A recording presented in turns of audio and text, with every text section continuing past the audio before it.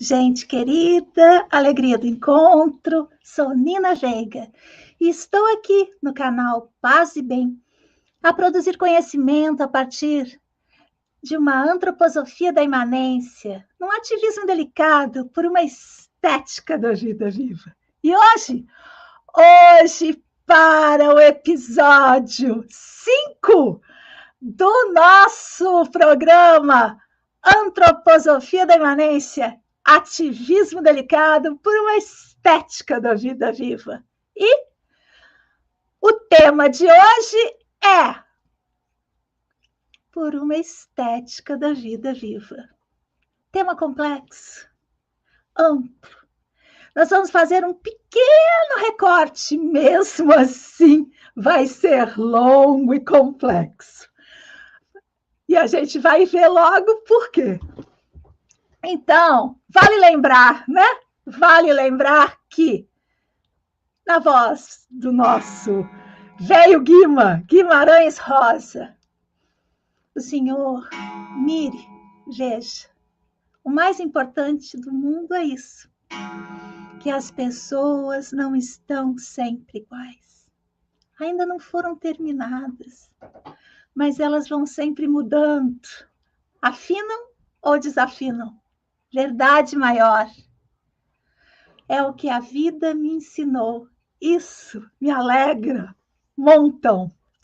Lembrar disso é lembrar do processo de existir. Tema da nossa atividade. Uma máxima, levando em consideração a voz do velho Guima, trazemos aqui: fazer da própria vida uma obra de arte. Essa é uma questão estética que sofre daquele tipo de pensamento. Todo mundo sabe o que é uma obra de arte, todo mundo sabe o que é estética, mas a gente vai definir os parâmetros do nosso conceito quando a gente diz que faz tudo o que a gente faz por uma estética da vida viva. O que me surpreende, diz Michel Foucault, é o fato de que em nossa sociedade a arte tenha se transformado em algo relacionado apenas a objetos e não a indivíduos ou a vida. Que a arte seja algo especializado ou feito por especialistas que são artistas. Entretanto, segue Michel Foucault, não poderia a vida de todos se transformar em uma obra de arte? Por que deveria uma lâmpada ou uma casa ser um objeto de arte e não a nossa vida? Claro, inspirado em Nietzsche, quem também é inspirado lá nos helenos, fazer da vida uma obra de arte. E aí, que obra é essa? Que arte é essa? É o tema do nosso programa de hoje.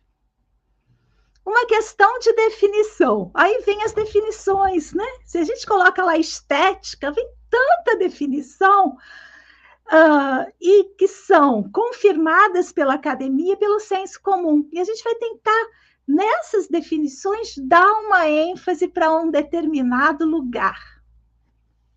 Então, o conceito de estética tem sido interesse de filósofos como Platão, Rumi, Kant e muitos outros, né? Que entendem a estética como algo puro e buscam a essência da beleza ou a ontologia da estética. Muitos outros pensadores e também o senso comum definem estética. O dicionário diz que é a parte da filosofia voltada para a reflexão a respeito da beleza sensível e do fenômeno artístico. do sensível, talvez, mas está muito longe daquilo que a gente entende por estética nesse recorte da antroposofia da imanência. Uma estética, então vamos definir a nossa, né? A nossa estética, ela é um movimento de produção de subjetividade. Um como a gente faz as coisas. Um modo, né? Um modo a maneira como a gente faz alguma coisa. Então, eu queria trazer essa citação da Sueli Rolnick, que é uma pensadora brasileira, né? Para a gente começar essa nossa conversa. Apesar de que Michel Foucault já trouxe o problema. Por quê? Que tudo pode virar arte e a gente não, né? Quando se pensa, diz Rolnick, em uma perspectiva estética, considera-se colocar em movimento processos que não acontecem em um campo de conhecimento já dado, mas na criação de um campo híbrido, misturado, envolvendo elementos díspares. Isso é importante. É difícil essas linguagens, mas é importante a gente saber onde é que estão ali. Então, ela está falando que esse movimento, essa perspectiva estética, está envolvendo elementos que não são do mesmo campo, oriundos de territórios distintos, e que, no traçado de uma diagonal, eu adoro isso de diagonal, quem é minha aluna sabe, eu vivo pelas diagonais, vivo por misturar coisas que são separadas, porque todo conhecimento intelectual do nosso tempo é dividir pessoas, dividir categorias, dividir campos de interesses, de tal maneira que você fica fragmentado até mesmo. E dessa filosofia monista que a gente está querendo investir, é tudo junto. Claro que a gente já falou disso. Claro que a gente tem que dividir para tentar entender e estudar, mas sem perder a perspectiva dessas relações. Então, seguindo ela, no traçado de uma diagonal, se dobram um sobre o outro, formando uma composição. Anota aí no caderninho essa palavra, porque essa composição vai ser uma palavra-chave para nós. Composição transversal, provisória, uma criação que produz marcas no corpo-pensamento. Uma diferença de conceito muito importante. Então, vou trazer aqui da onde que lá na antroposofia a gente está, lembra sempre, né, gente? Está num recorte teórico específico. E nesse recorte teórico específico, a gente tem uma perspectiva. Por quê? Porque, como já diz Nietzsche, tudo é perspectival, não tem ponto neutro. Tudo é perspectival. E a gente, quando tem uma perspectiva, a gente deve sempre declará-la. Porque se tudo é perspectival e se você não declara a sua perspectiva pensando que aquilo que você está declarando é universal, vale para tudo, não, vale se colocado nessa perspectiva. Porque o importante é o que implica. O que implica esse pensamento? Será que ele colabora por uma estética da vida viva? Então, a nossa questão estética começa lá no Kant, né? Esse filósofo importantíssimo que nasceu em 1724 e foi até 1804. Então, ele trouxe esses impulsos, o impulso da substância e o impulso da forma, caos, ordem, todos esses pares binários irreconciliáveis para ele, né? E depois dele veio o Schiller, que é um precursor também, junto com Goethe, Schiller, digamos assim, inspirador da antroposofia, inclusive muito fortemente da pedagogia Waldorf, que a gente vai conversar dela mais de pertinho aqui também. Aí o Schiller olhou o trabalho, né? Esses pensadores, homens ocidentais, isso tudo é recorte, gente. Isso tudo é recorte. Eu vou aproveitar aqui para falar um pouco do que eu costumo fazer. A gente pode e deve, quem tem fôlego para isso, usar filósofos ameríndios, usar filosofia andina, usar todas essas epistemologias do Sul, como diz Boaventura de Santos, o filósofo Boaventura de Souza Santos. Aí a gente deve usar todos esses filósofos e essas filosofias. Mas o meu exercício é como de dentro da filosofia ocidental, lado duro da filosofia mais padrão, eu puxo uma linha de fuga que use essa própria filosofia para bater nela. Não para afirmar esse estado de coisas que a gente vive, mas para ultrapassá-lo. Cada um tem seu caminho. Esse é o que eu me achei para fazer isso. De dentro desse lugar, buscar as linhas de fuga. Então, o Schiller estava lendo, porque esses homens todos trocavam correspondência, liam os trabalhos uns dos outros, né, dos mestres. E o Schiller, vocês devem saber, ele trocava cartas com Goethe, cartas maravilhosas, inclusive na minha tese, a troca de cartas entre dois personagens, Anna Schiller e G, é inspirado na troca de cartas de Schiller e Goethe, né? Então, ele estava lendo o trabalho do Kant, falou, mas não é possível que seja só isso. Quer dizer que ou é caos ou é ordem. Não tem outro modo de sentir. E ele, não sei se vocês conhecem, mas o Kant era aquele homem rígido, sistemático, né? Aquele homem que as pessoas diziam que podiam conferir a hora pelo momento que ele saía para passear. Então, aquele homem duro. E o Schiller, um bom vivant, né? Lembra que ele é o poeta de ódio à liberdade, um revolucionário da sua época, né? Então, ele sentia a vida de outra maneira. E ele disse, não, tem que ter um outro impulso.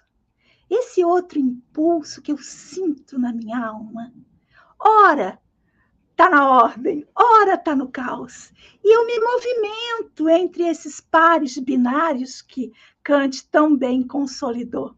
Eu me movimento entre isso. Como eu me movimento, né? Ora eu me perco, ora me encontro, ora me organizo, ora me solto. Acho que todos nós temos essa vivência de algo. E ele acrescentou esse terceiro impulso humano. Então, o impulso à substância, ao caos, o impulso à forma, à ordem, à estrutura, e o impulso lúdico, que é aquilo que passeia entre esses lugares. E a gente, lógico, pensamento complexo vai passar outros vários pontos, mas ficar só no binário. Mas vamos ficar no binário para ajudar a entender. Mas o impulso de passear entre esses lugares, esse impulso foi inaugurado, eu acho bonito isso, né? Pelo pensamento de Schiller. E aí chega o nosso rapaz. Quase 100 anos depois, né? Chega o nosso rapaz e olha para esses pensadores todos, ele também fala, não é possível. O Kant tem muito isso do dever ser. E o Rudolf Steiner fala assim, mas ninguém deveria dever ser. E aí o Rudolf Steiner também fala assim, se alguém acha que aquilo que te dá prazer não é bom, é porque não sabe o prazer que a gente tem de fazer algo bem feito. Tudo isso a gente vai conversar no nosso programa mais. Eu acho muito bonito isso, tá? Em Filosofia da Liberdade. Mas aí, Rudolf Steiner trouxe esse impulso da alma, que é o impulso lúdico, que transita entre os vários lugares, as várias substâncias. Então, isso que a gente tem esse impulso de hora para lá, hora para cá, hora de um jeito, hora do outro. Ele trouxe esse impulso e deu um nome desse impulso de arte.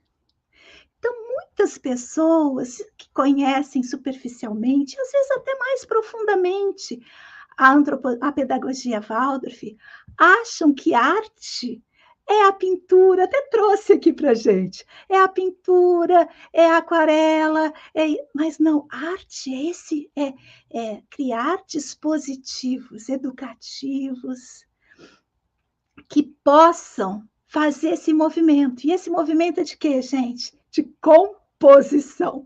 Vamos em frente.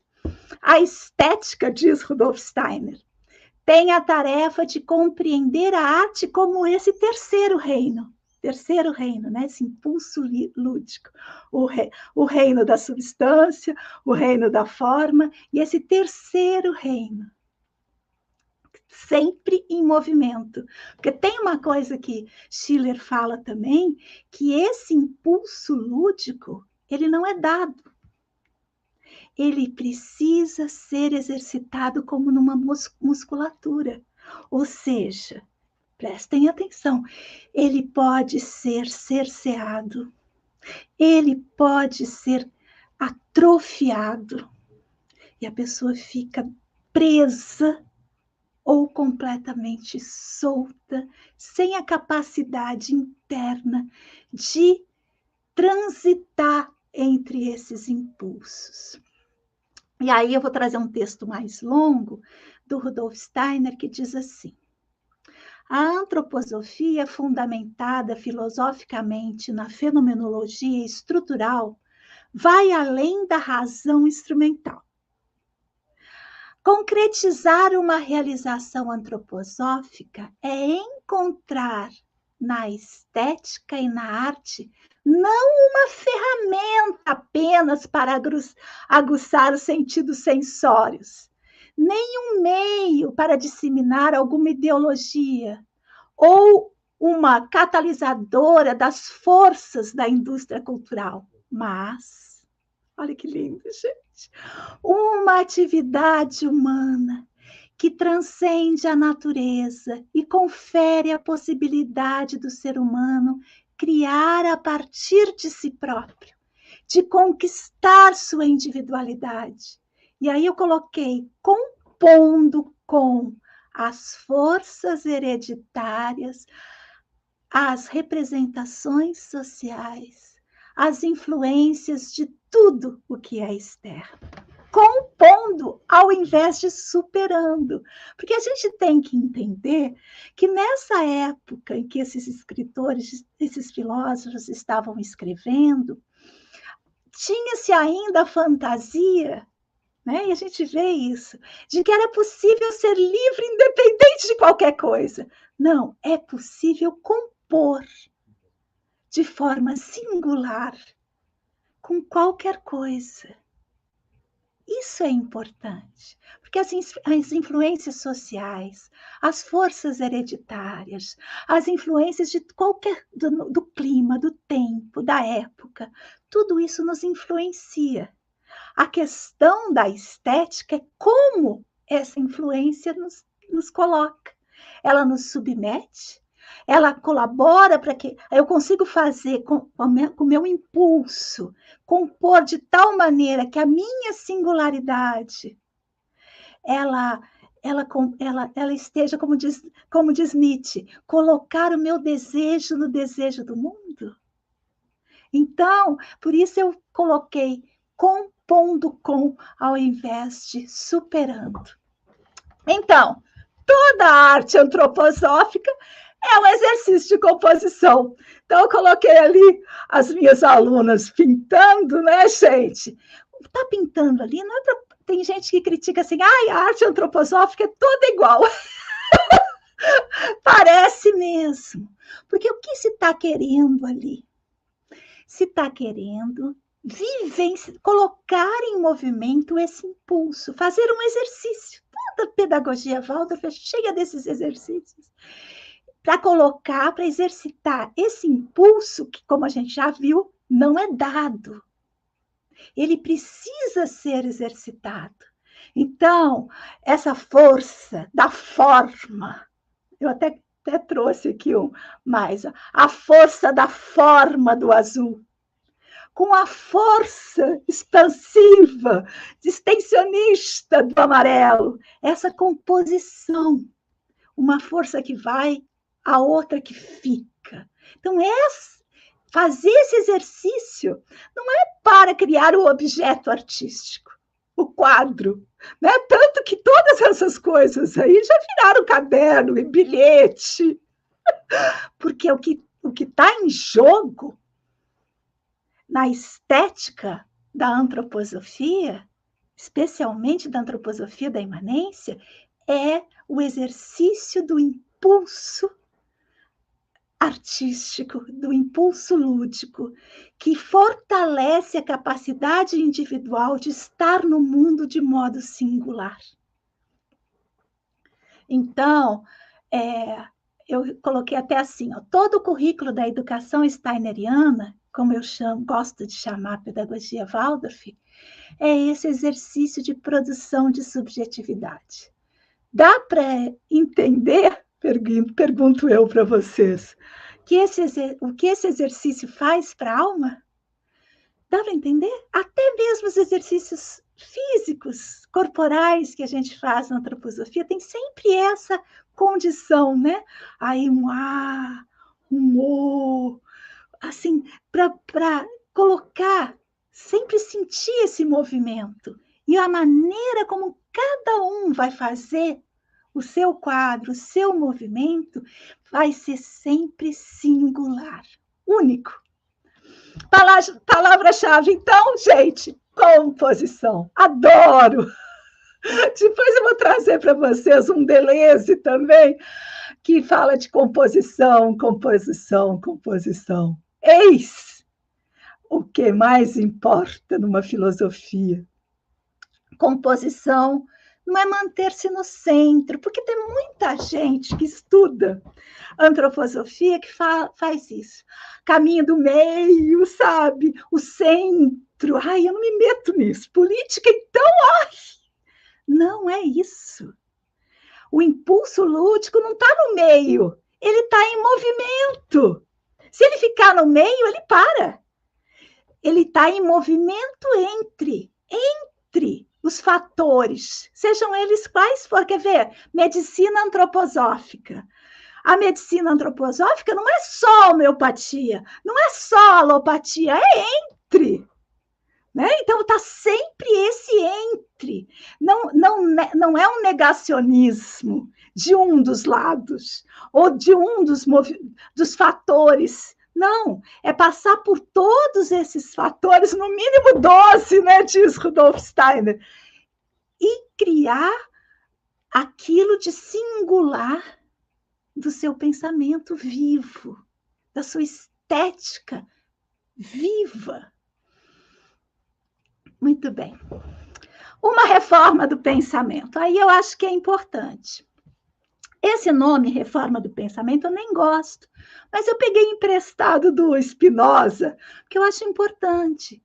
Eu já fiz aqui algumas vezes, né, durante já dei umas reformadas. Reformar também é bom, reformar uma roupinha, reformar uma coisinha, também é bom, mas é importante, porque é um exercício cotidiano da gente, claro, estamos aqui usando palavras, da gente pegar as palavras e reorganizá-las. E eu trouxe um verso que eu gosto muito, mas que é usado demais nas escolas Waldorf,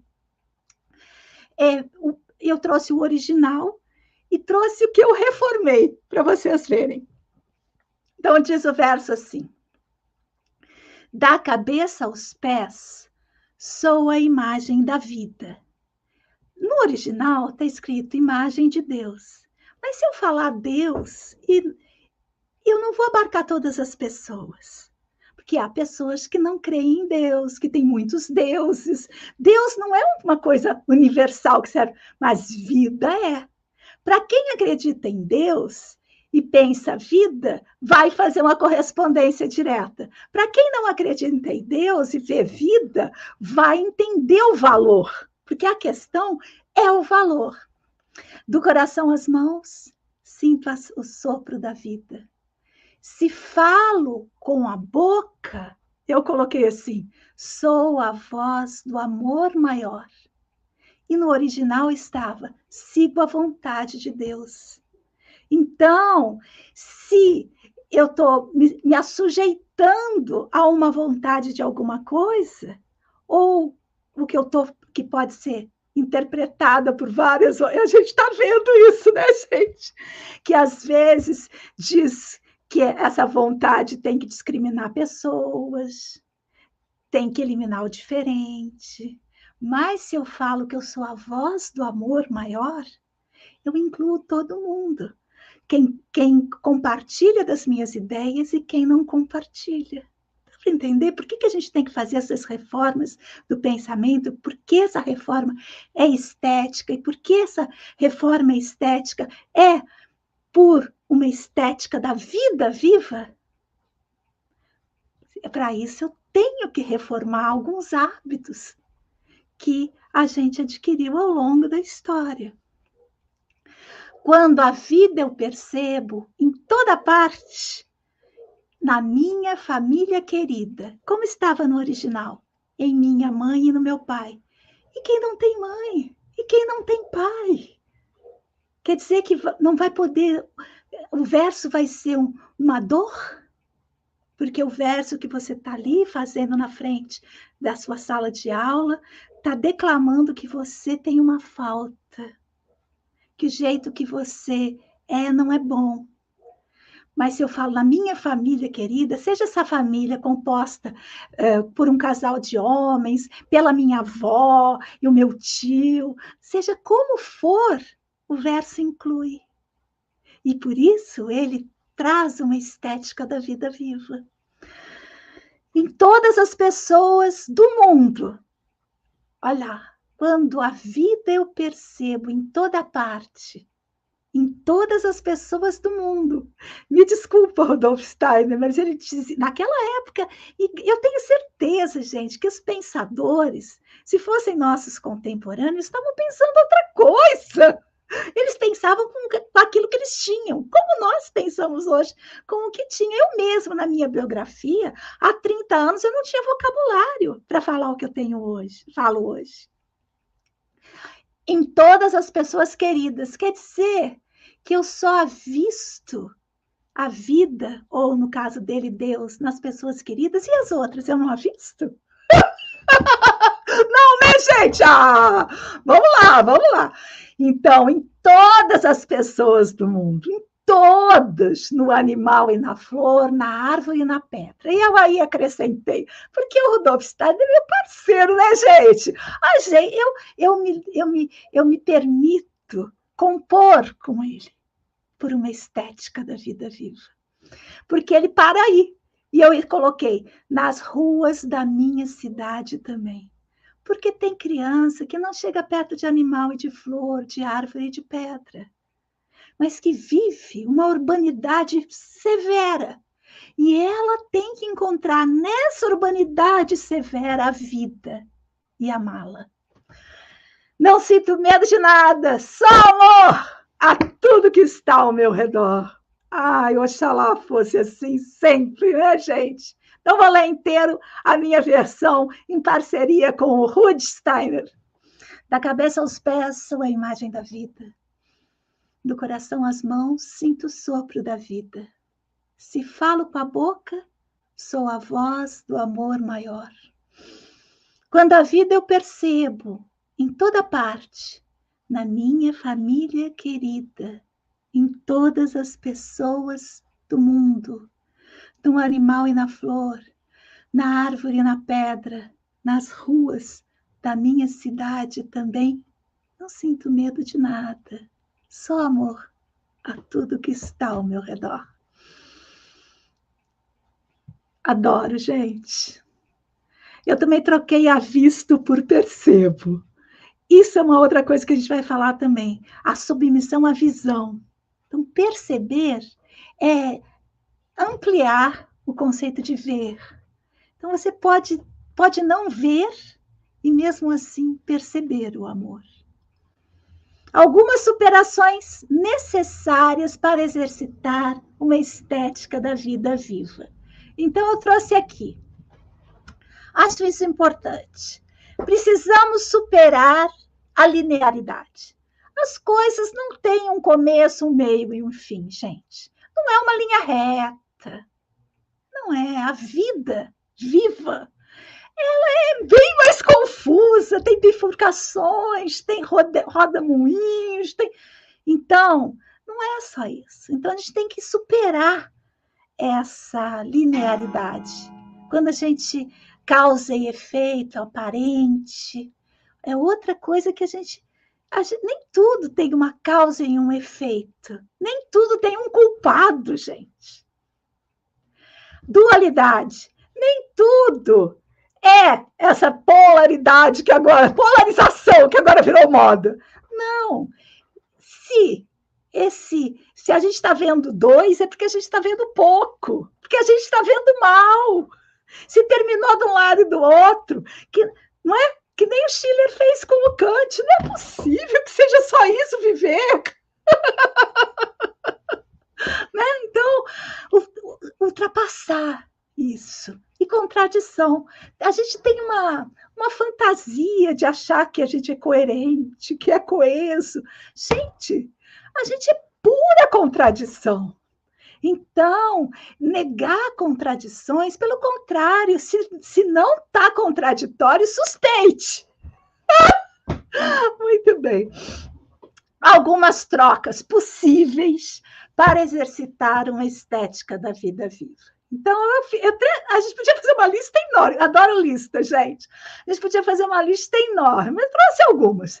Simplicidade por complexidade. Se a gente está simplificando, é porque a gente está reduzindo. Qualquer coisinha difícil e complexa. Mas é que a gente, às vezes, não aguenta emocionalmente, quer simplificar. O importante é que, ao simplificar, a gente não reduza nem esqueça que eu estou simplificando para o meu conforto anímico, mas que esse assunto é complexo. Seja ele qual for, tá, gente? Profundidade por superficialidade. A gente tem muito isso, né? Precisa ser profundo. Mas também é preciso ser superficial. Por quê? Porque às vezes uma pessoa profundamente íntegra na superfície do gesto é um déspota. Então, tudo bem cultivar uma profundidade, mas sem esquecer do gesto, da superfície do gesto, daquilo que é aparente. Isso também precisa ser percebido. Unidade por linhas de força. A gente tem muito isso, né? O único. Mas a gente tem que pensar que isso que a gente está denominando de unidade, é atravessado por linhas de forças das mais variadas, porque é complexo. A gente está simplificando, a gente está reduzindo aquilo, mas isso que a gente está reduzindo como uma unidade é o mundo. Identidade prévia por tornar-se o que se é. A minha identidade não é prévia. Eu estou me tornando sempre o que eu sou. É um paradoxo, né? Tornar-se o que se é. Mas se eu já sou, como é que eu estou me tornando? Esse é o exercício da estética da existência. A gente está sempre se tornando aquilo que a gente é. Acho isso lindo. Já disse o velho Guima lá na primeira tela. Sedentarizar por movimentar. A gente quer sempre apaziguar, a gente quer sempre deixar do mesmo.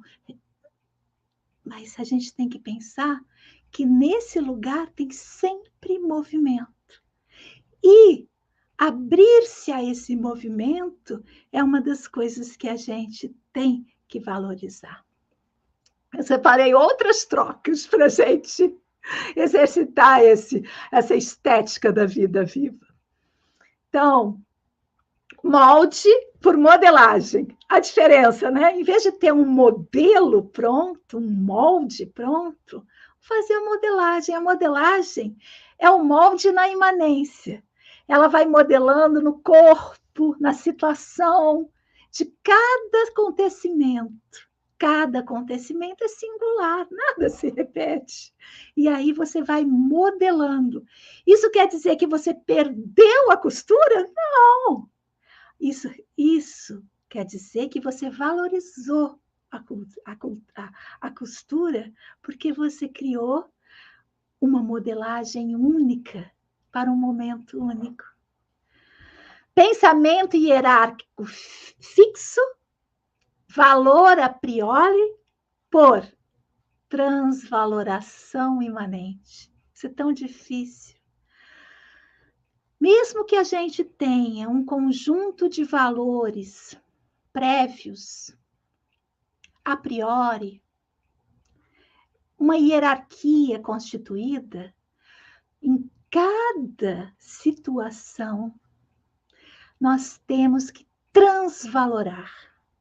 Essa transvaloração imanente, ela possibilita. E aí vou fazer um carinho aqui na nossa Fernanda Carlos Borges, que está aqui no canal Filosofia e Movimento, com assuntos incríveis, que é o jeitinho. Né? Que é o jeitinho. A gente traz aquele nosso valor e transvalora naquela situação, naquele acontecimento específico, único. Utopia por heterotopia. Essa é difícil, mas a gente vai falar. Adoro esse assunto da utopia e da heterotopia. A utopia, a gente imaginar, e a gente agora está tão fragilizado nas nossas utopias, né? A gente imaginar que aquilo que eu acredito de bom pode acontecer mais adiante. O exercício da heterotopia, isso é um pouco lá em Foucault, mudando um pouquinho assim. Bene trovato, né? Quando a gente pega o conceito de um autor e usa ele como uma tinta para dizer aquilo que você quer.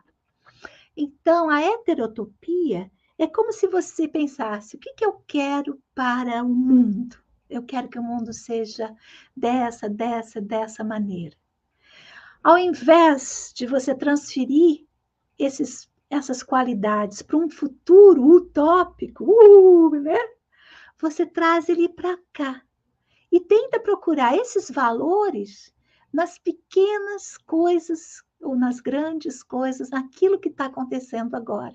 E acha, no aqui e agora, aqueles valores utópicos que você está desenhando. Isso não quer dizer acomodar-se, isso não quer dizer deixar de lutar por um mundo melhor. Mas isso também quer dizer valorizar as qualidades da vida que você tem, por uma estética da vida viva. Muito bem, antes do verso, vamos organizar, do verso final, vamos organizar o nosso estudo? Então, lá no nosso site, ativismodelicado.arte.br, tem lá em cima eu coloquei uma bolinha amarelinha. O Paz e Bem, aí você tem o acesso ao acervo e as referências do programa. Tá tudo lá, tudo que eu falo eu vou colocando lá, que eu vou encontrando, que eu vou comentando com vocês, está lá. Então, tenha todas as referências, a cada semana eu vou acrescentando, do programa 4, já está tudo lá do episódio 4, o nosso querido profeta, já está tudo lá. Quando o programa lança, eu já coloquei tudo, tá bom?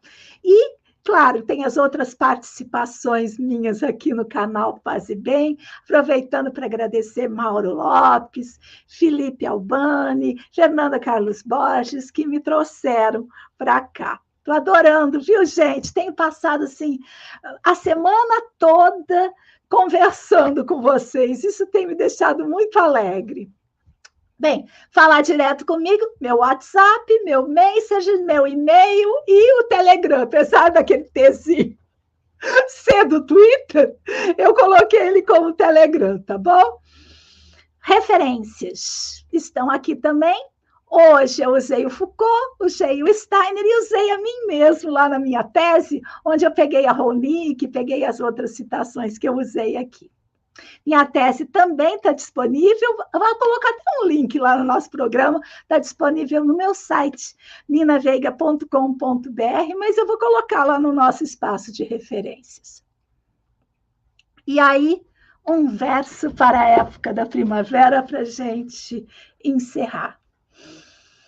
Vamos nos preparar, né? Para abrir a primavera e compor devires. E se você está assistindo esse programa em outra época, que não essa que a gente está agora, final de agosto, começo de setembro, você pode colocar essa primavera simbólica, né? Esse signo da primavera, que é aquela força de renovação que a alma produz para manter-se viva por uma estética da vida viva.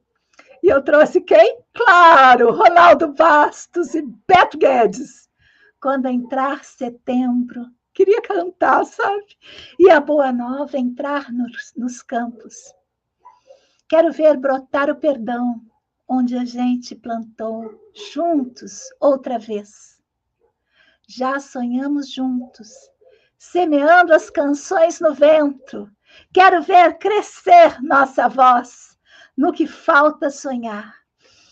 Já choramos muitos, muitos se perderam no caminho. Mesmo assim, não custa inventar uma nova canção que venha nos trazer sol de primavera. Abre as janelas do meu peito, a lição sabemos de cor, só nos resta aprender. Já choramos muito, muitos se perderam no caminho. Mesmo assim, não custa inventar uma nova canção que venha trazer sol de primavera. Abre as janelas do meu peito. A lição sabemos de cor, só nos resta aprender. Vamos, né, gente? Vamos sim. Olha só, quero dizer sobre um ponto de força. Artistar o cotidiano é a nossa próxima temporada. Vamos artistar o cotidiano, no contemporâneo, né?